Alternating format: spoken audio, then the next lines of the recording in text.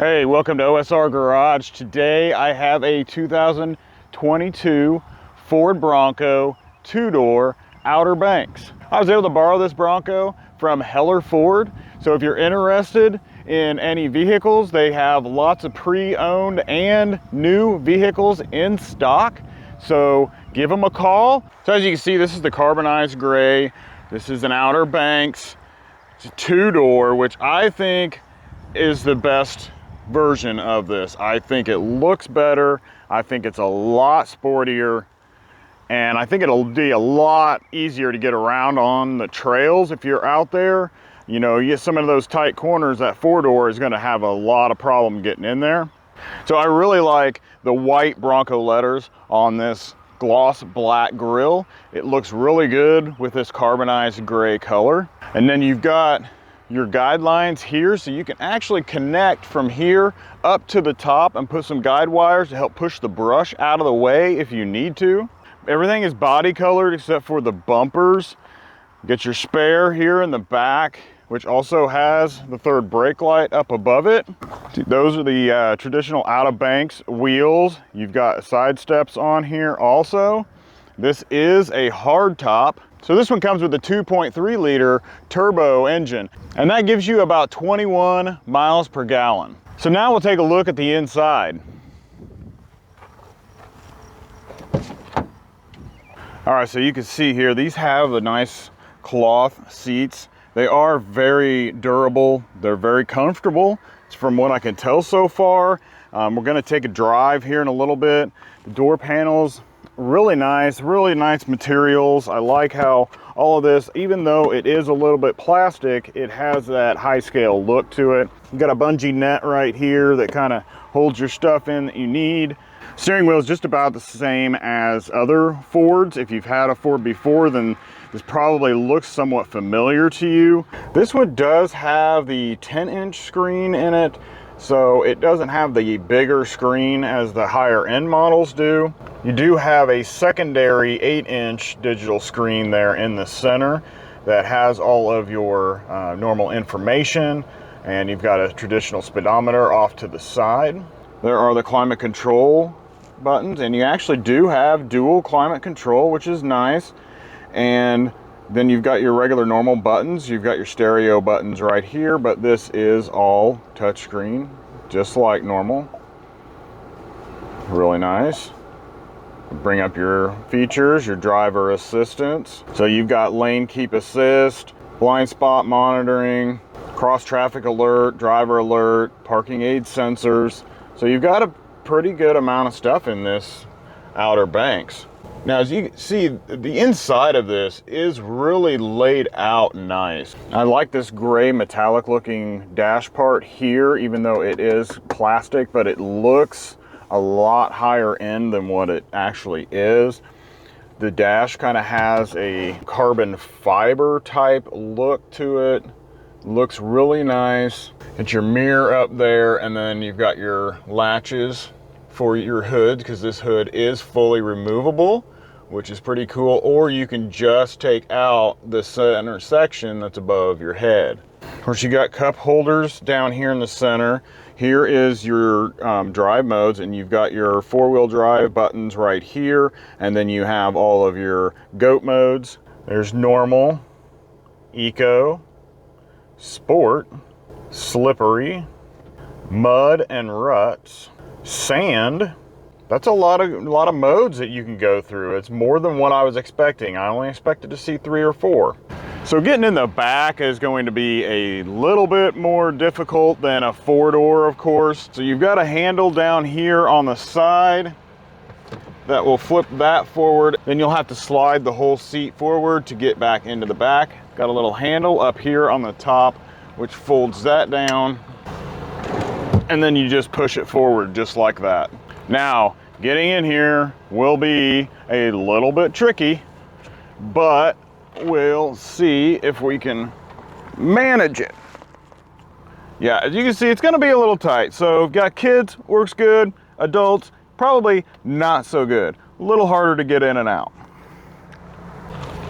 But in the back, we have, there's your 2 seats back there. Nothing fancy. You got a cup holder there on that side there and a cup holder over on the other side. But other than that, you just got a couple seats back there. This is the cool thing about the Broncos, is that you can open this door here and it only opens the bottom part, so you don't have to access the entire thing open or flip up. You can open just this bottom part, and you can see there's not a huge amount of space back here, but it is usable for what you need. Especially if you're just going off-roading, you're just going to have some tow hooks and stuff like that and tow straps back there. You're not going to need a whole lot. But if you're traveling, it's going to be a little tight on space unless you use those back seats as storage. So coming over here to the passenger side, you can see that they have a nice handle right here for you to hold on to when you're bouncing around. You've also got a center hole right here in the middle, which is going to be really good. I didn't see it, but your window buttons are actually here in the center instead of on your door panels. And then your mirror controls are also right down here. And then you've got, flip that up, you've got storage down in there. This one already has WeatherTech floor mats in it, so you don't have to worry about that.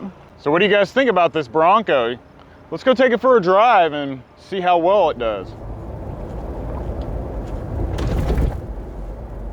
Well, that was a little harsh bump, but it really didn't feel too bad. So earlier I mentioned this has the 2.3 liter turbo engine, and it does seem that it might be lacking just a little bit of power, but we'll see how it does when we get out on the road. There is another engine option that you can choose if you're looking at ordering one of these, but if you're looking at purchasing one that is used at a dealership, then you'll just have to see what they have available. The first thing that I can tell you is it is a little bit noisy in here. We're driving and I think it's about a 15 mile an hour wind today, but it does seem like there's a little bit more wind noise than what you would normally have, but I think it's because of the removable top. It seems that I'm hearing air more around the seams of the door windows and this top than I am anywhere else. It seem to be having too much problem getting up to speed. It's not going to be anything stellar, but I mean, really, what is a Bronco for? A Bronco's not for speed. A Bronco is made to go off-road, more or less. Now, we know that the majority of people are going to buy them because they like the looks of them, they think that they're cool, and they're probably never going to take them off-roading, or if they do, it's going to be maybe on some dirt trail or something like that. But so for most people, this is going to be pretty sufficient. You'll just have to know that you are going to have some wind noise when you have things like removable tops and stuff like that. It's not going to be as quiet as it possibly could be. The ride seems very comfortable. It does not have a problem tracking the way that it should be. It just seems to be working very well. Even the steering input, just wiggling that back and forth, you can feel it doing this, but there's no top end wobble, so you don't have that body roll.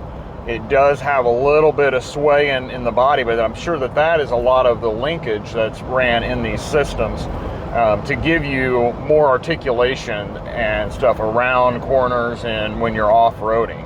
So you will feel a little bit different on the road, but it's pretty solid. And from what everyone is saying, I haven't driven a Jeep yet, but from what everybody says, these ride and drive way better than the Jeeps.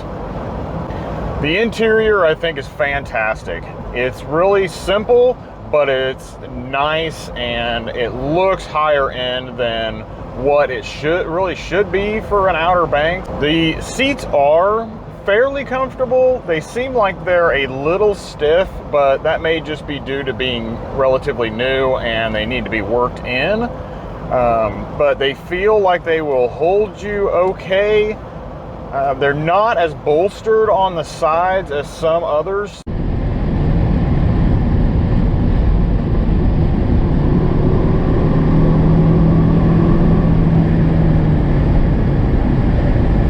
Yeah, it accelerates pretty decent. you're not gonna have any problem passing anybody. I didn't really feel like that kick down gear where I would have thought it would have like shifted down to accelerate. But that may be just because of the transmission. A nice smooth, I believe it's a 10-speed transmission in this. Of course, people have talked about the windshield is kind of small.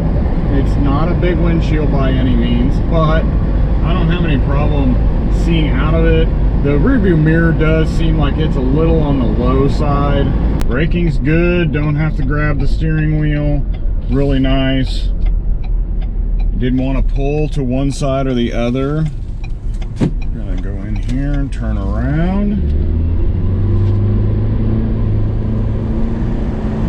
Yeah, you can feel that turbo when it kicks in and you start feeling that pulling you, but it almost seemed like it was surging a little bit, more than just grabbing and pushing out. I'm just gonna turn around here. Nobody's coming. Turning radius is amazing. That was awesome. I mean, I went a little bit into the person's driveway, but I turned all the way around without having to back up. So that is great. The closest thing that I have seen to that is actually our ID4. So that is impressive. Really enjoy that.